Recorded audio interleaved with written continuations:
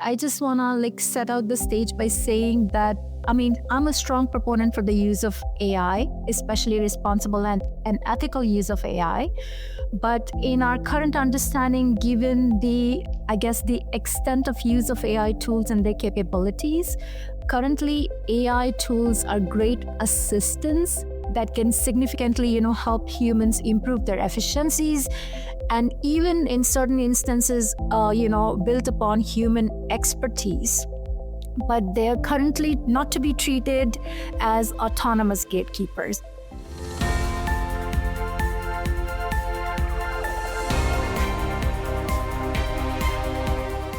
Welcome back to Insights Exchange, where we explore the big ideas, bold innovations, and shifting systems that power scholarly publishing. I'm your host, Nikesh Gosalia. I came across a striking statistic about retractions that I had to share with everyone.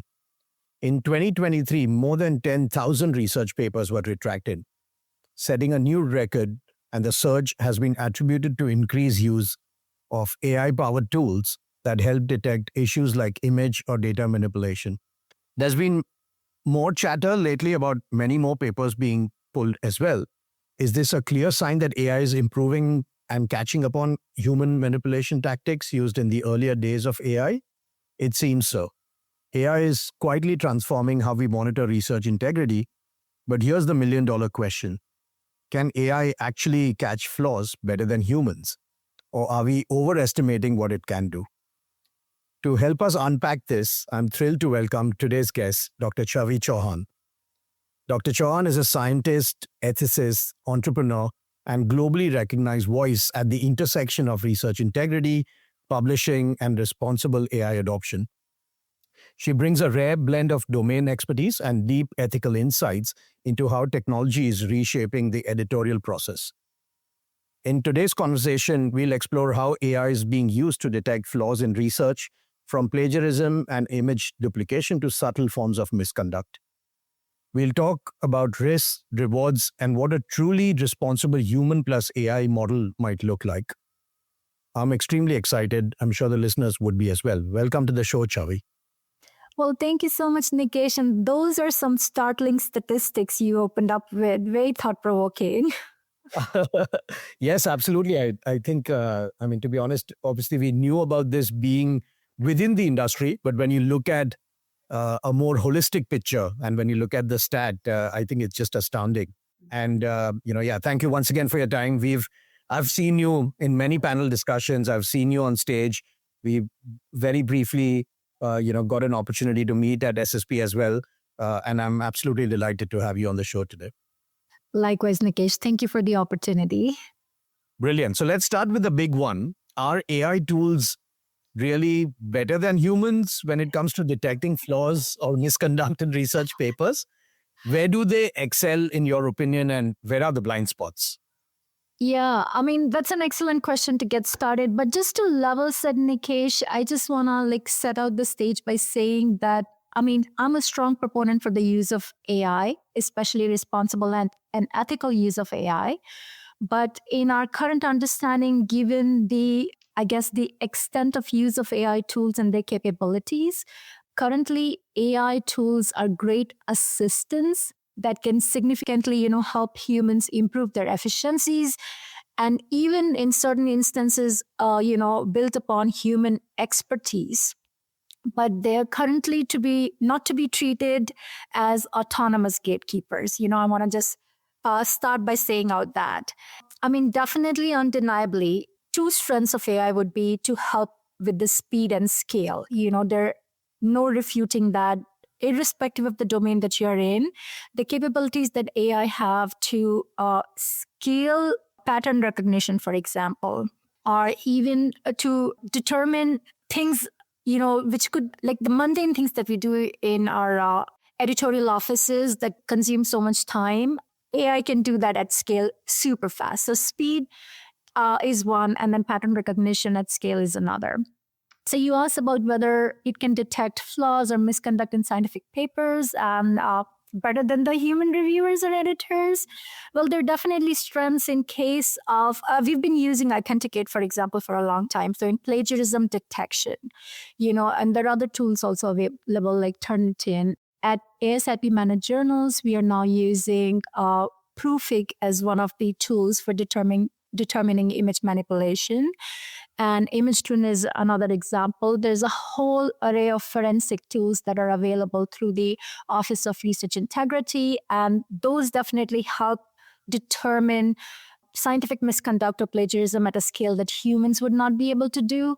One other thing that I personally believe in my understanding, and something that I would think we lack in editorial office spaces, is reviewers who can assess the statistical rigor of a particular methodology, because there are so many different statistical models. Given given your sample size, there could be differences. So I think that's another strength of AI in augmenting our understanding of the statistical rigor of an article, which we couldn't do. And again, there are many tools available. Grim is one, StatCheck is another that could easily help us evaluate the statistical rigor. If you're thinking about fabricated text detection, humans may not be able to do that at scale, but AI can easily do it. And when we are talking about editorial office spaces, for example, it's there's no denying, editorial office is stretched thin. We have limited number of personnel. We are constantly inundated with queries, and they're just too much mundane tasks to do. So I think that is something that takes a backseat. Even as a reviewer, when I'm reviewing manuscripts, there are a limited number of manuscripts that I see. So there could be some fabricated content which may go unnoticed in my peer review process. And AI would do a very good job of flagging that. And of course, there should be a human in the loop, a human with oversight who would go back to assess whether that flag is real or not. But that's something which is a strength of AI that we as humans lack, in our peer review process, for example. One thing I'm a strong proponent of, and I see like over the course of time, we see more and more citations coming up when we see submissions coming in the articles.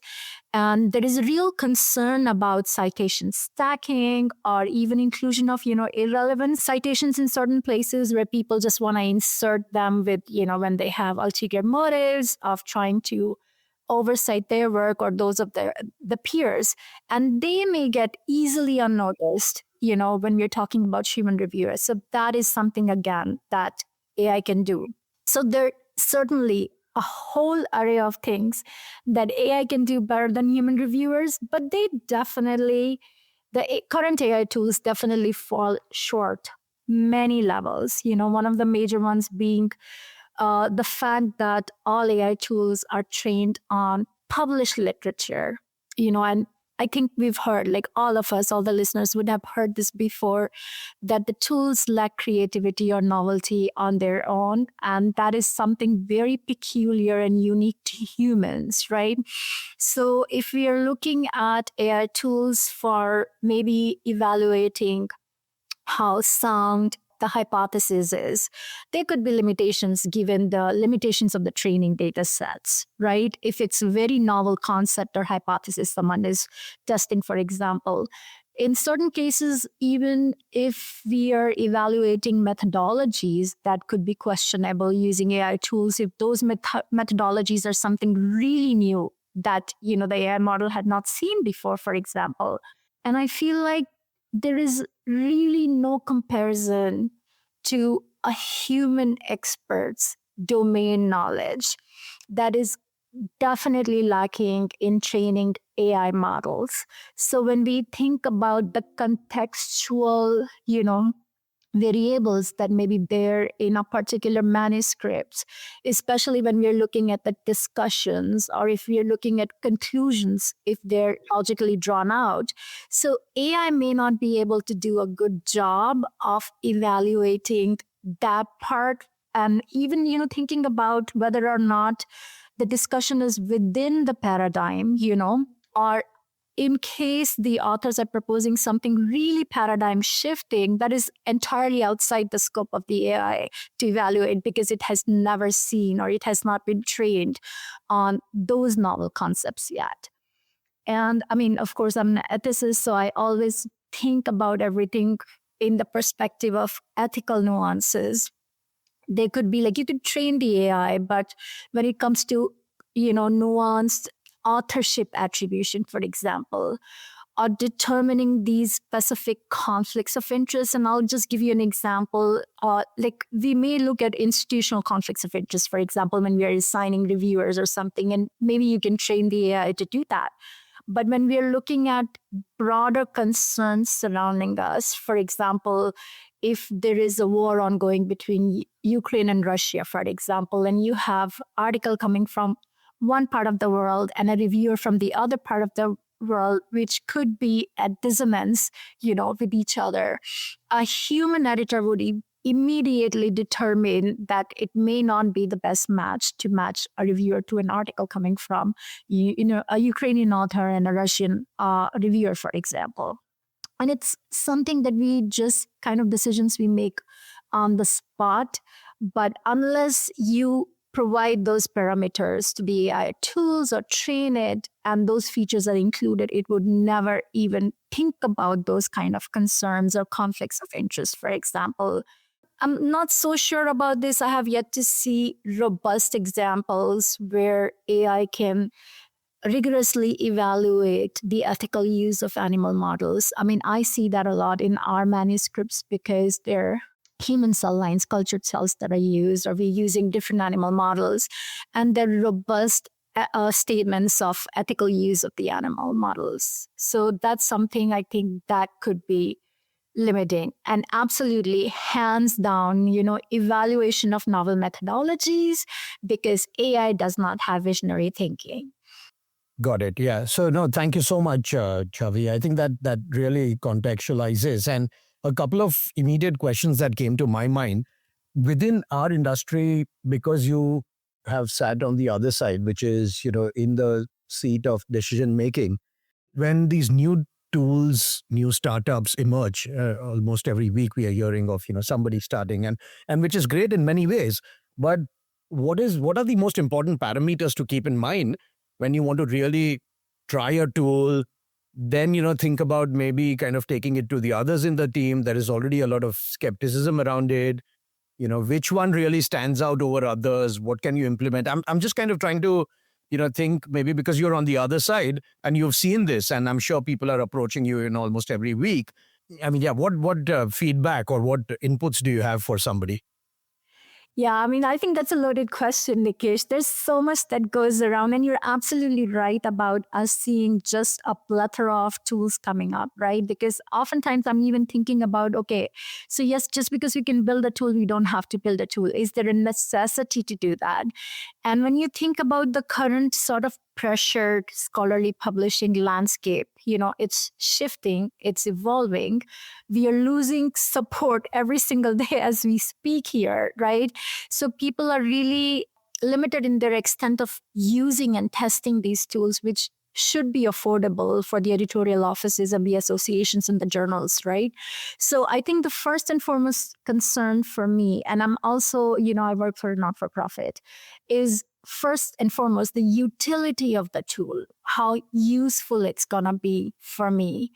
What kind of work, like, is it gonna save our personnel time? So, they have the energy and bandwidth to do some other things that they were supposed to do? Or is it just gonna create more work? When we talk about AI tools, creating a bunch of flags, we still need a human in the loop to be able to assess those flags, the validity of those flags, and then determine the next set of questions that need to be addressed to respond to those flags. And then what should be the final decision based on those. I think from the AI perspective, I am a strong proponent of trustworthy AI and explainable AI. So, what kind of data sets were used in training a model, right? So, I'm in publishing of health science journals. And we know that most of the models, the foundational models that are out there, the content that they're trained on are from scientific journals. But the listeners who may be coming from social science journals or humanities journals, I think they may have to ask this question whether or not adequate representation of those domains was there in the training data set. So the output that will come out of these AI tools would apply as or will be as applicable to their content as a scientific journal, for example. Then I think about the disciplines. You have to agree, Nikesh, each one of the medical journals, they're heavy on jargon. So, and the jargon may mean something in one discipline, but it may mean something very different in the other discipline. So again, assessing whether the AI performs well against the training data set for different disciplines, especially for bigger organizations that may be publishing journals in different domains, different disciplines, different streams. So that is very important. Then explainability, right? So what kind of data went in if your model is proposing an output? It is creating some flags, for example, for a human to check. Then what was the reasoning behind creating those flags? Or what is the level of accuracy or sensitivity? Maybe there's a 40% overlap, but maybe there's a 99% overlap. And for the human to understand, what does that mean, right? So I think the two most important ones are trust and explainability. On top of that, of course, there's like a whole array of layers, especially when you talk about bias. And I think that's one thing that comes forward whenever people are talking about AI. So AI data sets, and bias.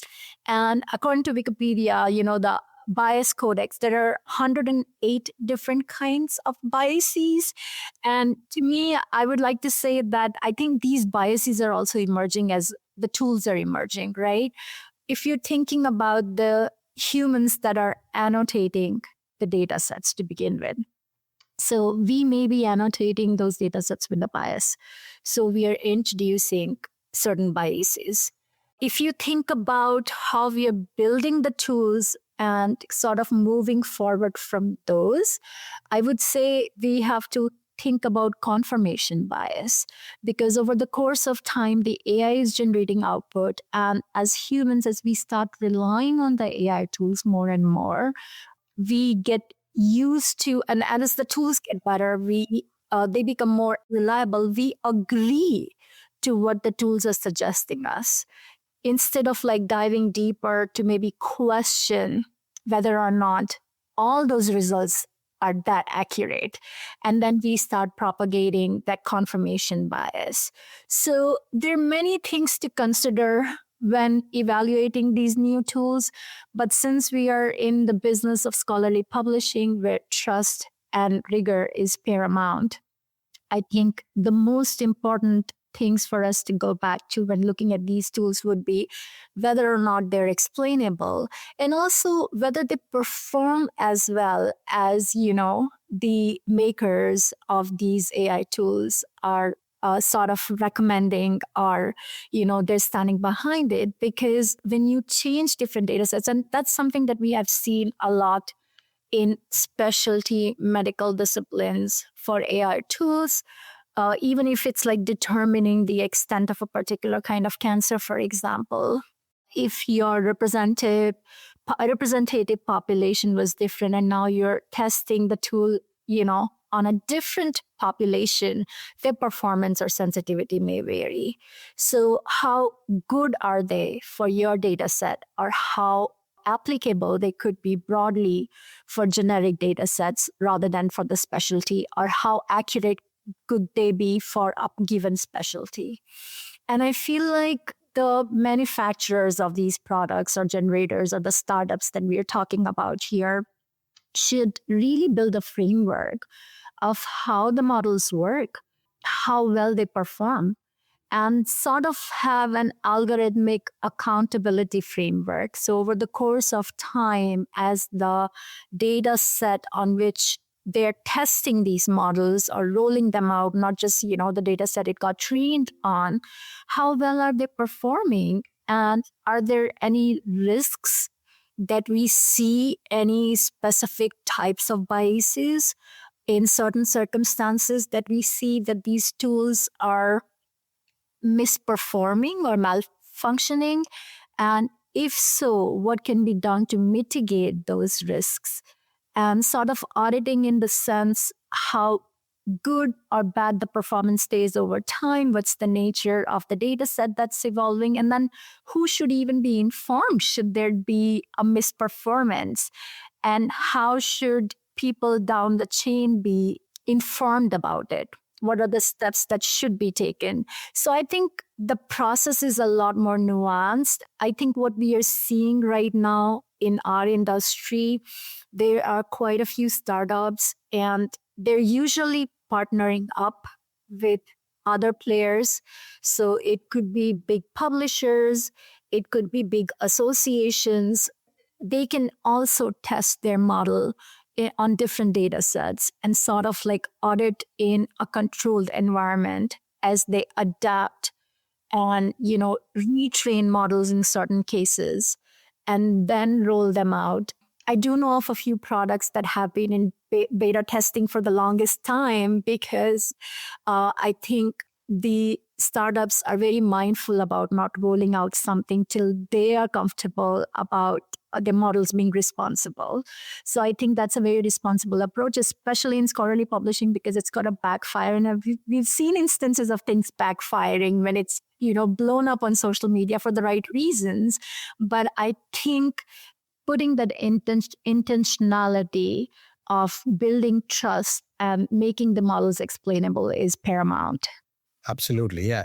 And just to meet again, as you're talking about this, Chhavi, I think I'm just getting some questions in my mind because you're so much on the road, because you are part of panel discussions, conferences. What is your general sense in terms of how is our industry looking at AI? And obviously there are academics, there are people who really focus, on quality. I don't want to demean anyone, but it could be that sometimes folks are very old school and everything has to be done only in a certain manner. So are you seeing a changing trend where folks are more open to exploring, are more updated with everything that's happening in the industry or in general as well? Or are you getting a feeling that they're still skeptical, they're lost? So yeah, any thoughts on that? Yeah, that just still remains a relevant question, Nikesh. Like I've heard that question for the last 2 years, and I constantly assess myself of what's the state of our acceptance level to the AI coming from different perspectives, especially because the domain is so big, right? With so many nuanced roles throughout the value chain. So we have come a long way in the last couple of years.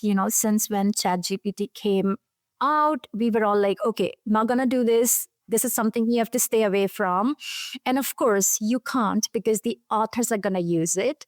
There are so many reported instances of the reviewers using it, despite the fact that the journals didn't approve the usage of a particular, large language model or any of those models.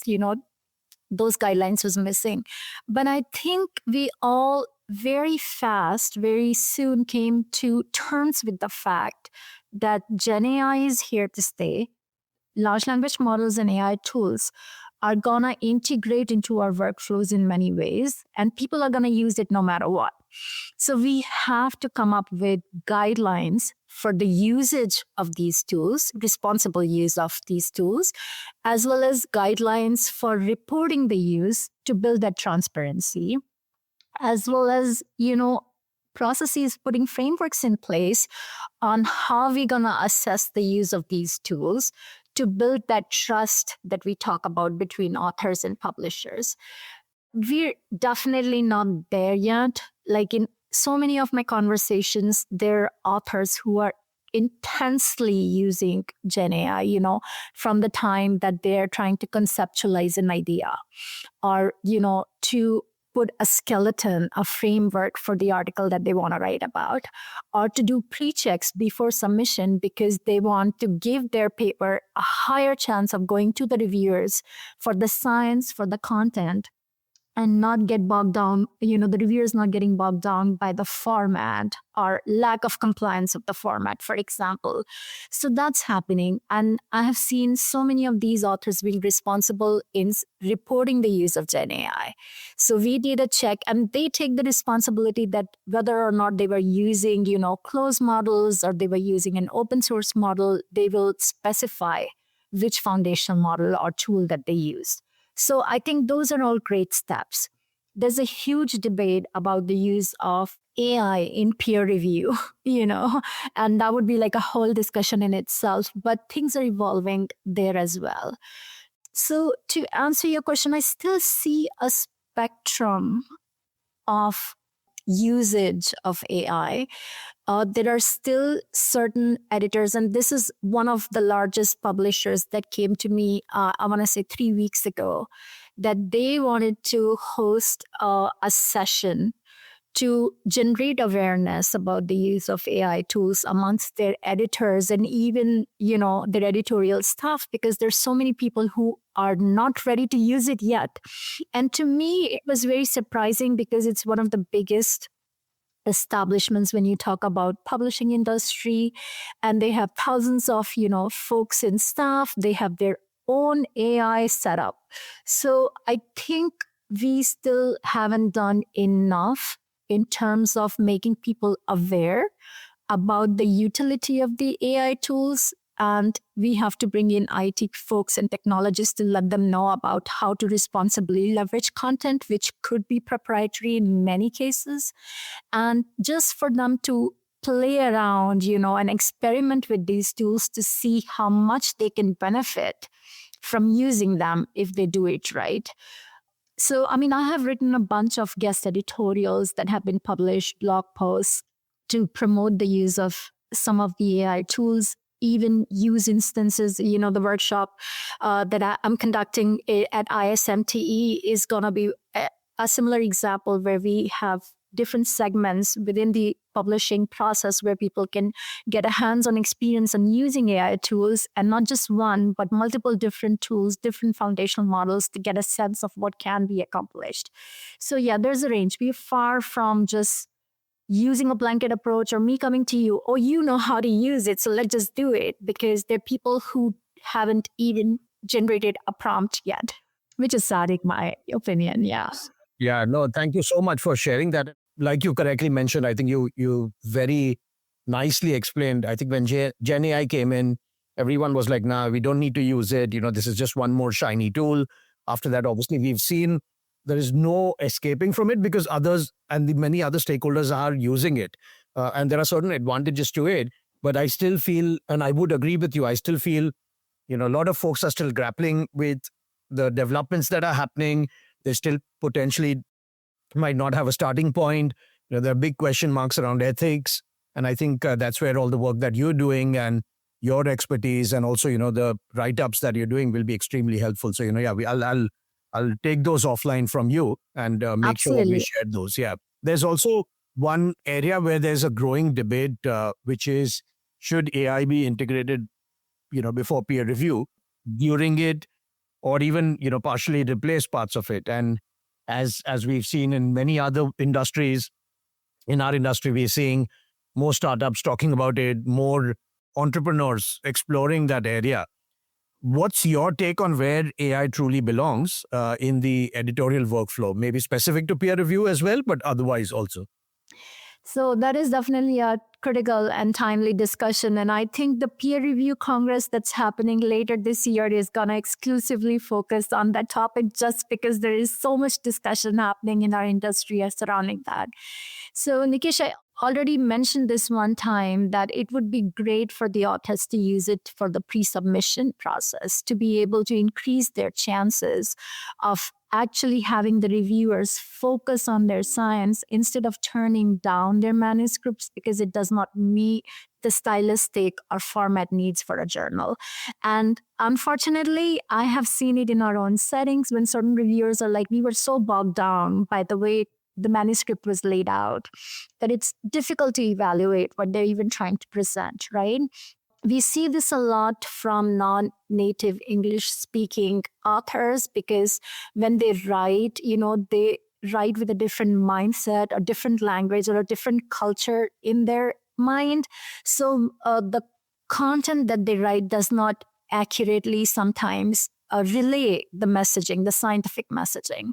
So if the authors can do pre-manuscript submission check of sorts to massage the language so it makes a little bit more sense to the reviewers, I think they can benefit significantly in getting it reviewed for the actual content that they're presenting instead of the style, right?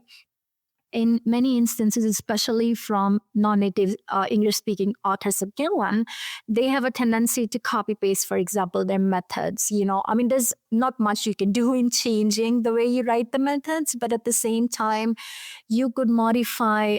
If they're building upon their previous finding, they may just start putting their own text from a previous paper, and that is detected as plagiarism in peer review system because now everyone is using plagiarism detection tools that are integrated within the system. So then again, it reflects negatively on the author. So maybe if they can do a check like that ahead of time, and then they can polish the presentation a little bit, I think that would be very beneficial. Sometimes, and I talked about use of statistically relevant AI tools, and I think it's very embarrassing and it's also very unfortunate when a study is turned down because one of the reviewers determines the statistical approach you use does not provide the rigor needed for that data set or was not the right or accurate even method for determination or coming to a conclusion that they're, pushing forward. So in those circumstances, I think if these tools are leveraged by the authors, they can not only validate that their study is well done, and at the same time, they can advocate for it and make it more robust by focusing on what is the next step. So definitely in pre-submission, there are several places where AI tools can be beneficial. I think the big elephant in the room is the use of AI tools within the peer review process. And that debate has been heating up over the course of time. But I still feel like there is a place for the use of AI tools within peer review process. So I'm a strong proponent of human in the loop. At the beginning of the discussion when we started talking, I mentioned about focusing on human expertise, having that contextual knowledge or being able to be creative, being able to be identify what is novel and actually acknowledge that and be able to evaluate the manuscript for what it's worth really by having that domain expertise that AI tools don't currently have. But having said that, there's so many things that a human reviewer cannot do or see. When we think about paper mill content, for example, our offices are inundated by those. And sheerly by way of, pattern recognition at scale, especially if we are part of collaborative communities where the AI gets to see articles coming in on different platforms, I think we can stop that, right? Even before it sort of inundates our offices. So that's something in peer review process that we cannot do without AI anymore. I did mention about citation stacking. So one of the things that I do as a reviewer, I always look for self-published, citations to assess because some people just have maybe out of 100 references, 25 are their own, right?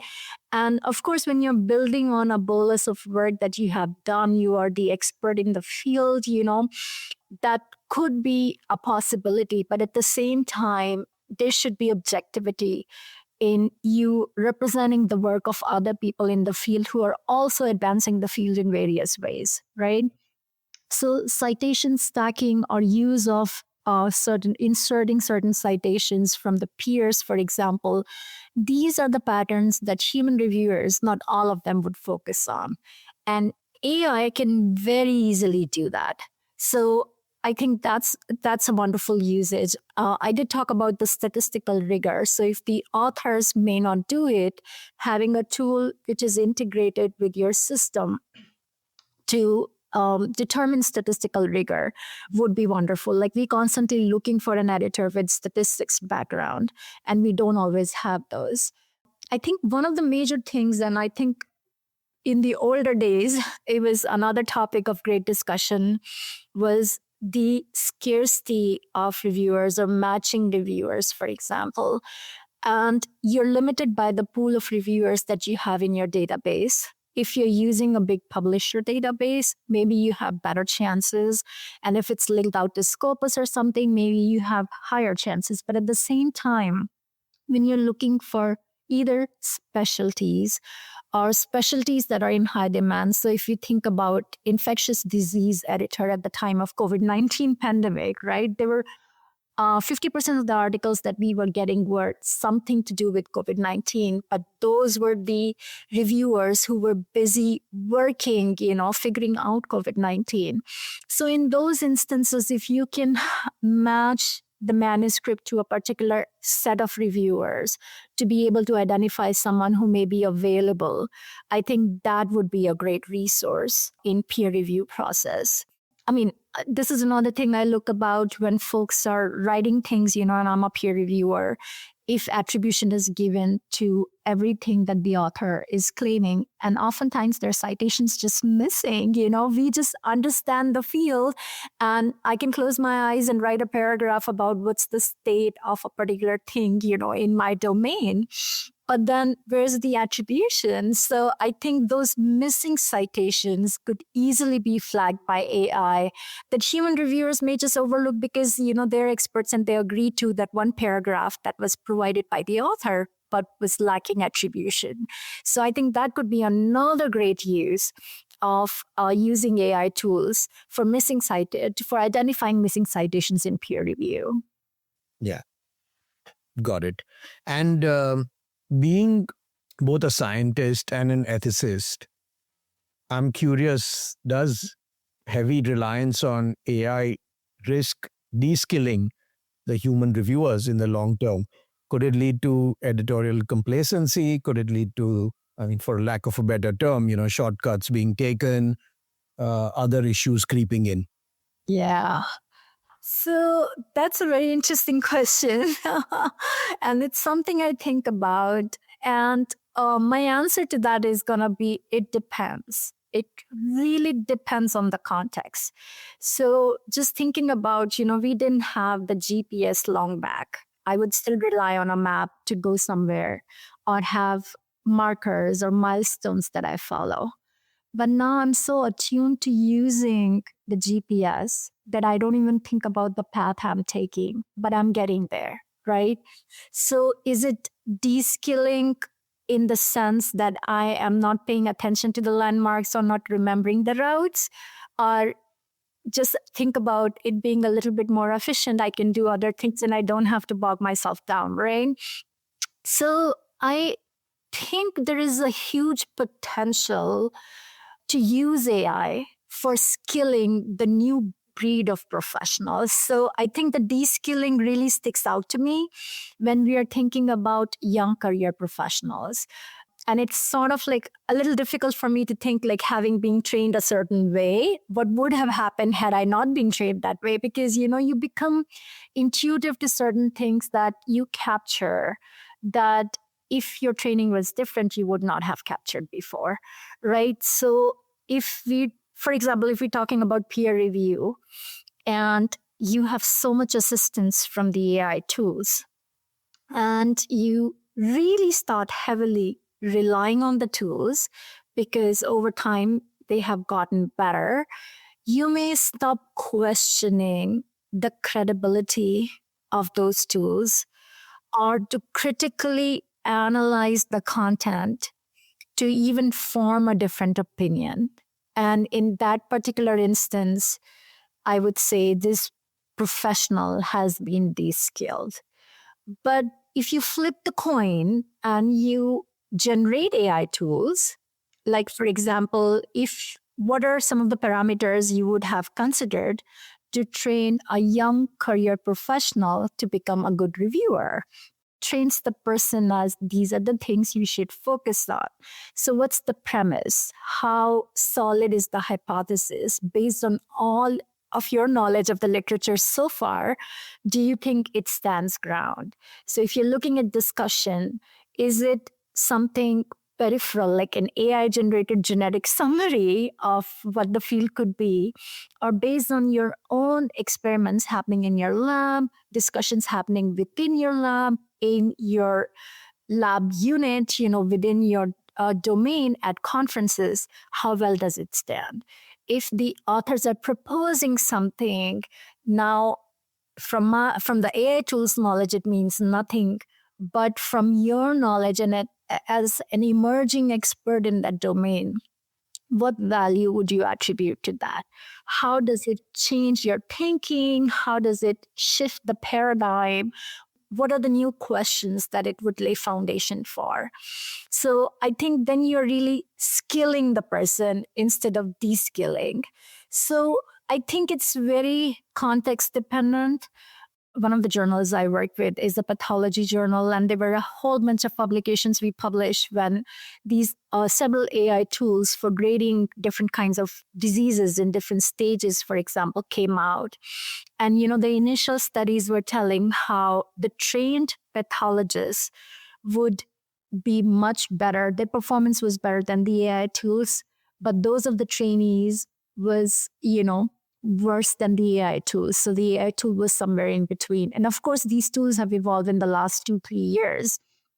But if a trainee had to rely heavily on the tools, then they never get that intuition or learning or that, I think, grasp on the context that would actually train them to become that better pathologist. And of course, as you see more and more cases, you get better. Like we're all learning and gaining wisdom as we grow old. That's the only reason why I want to grow old.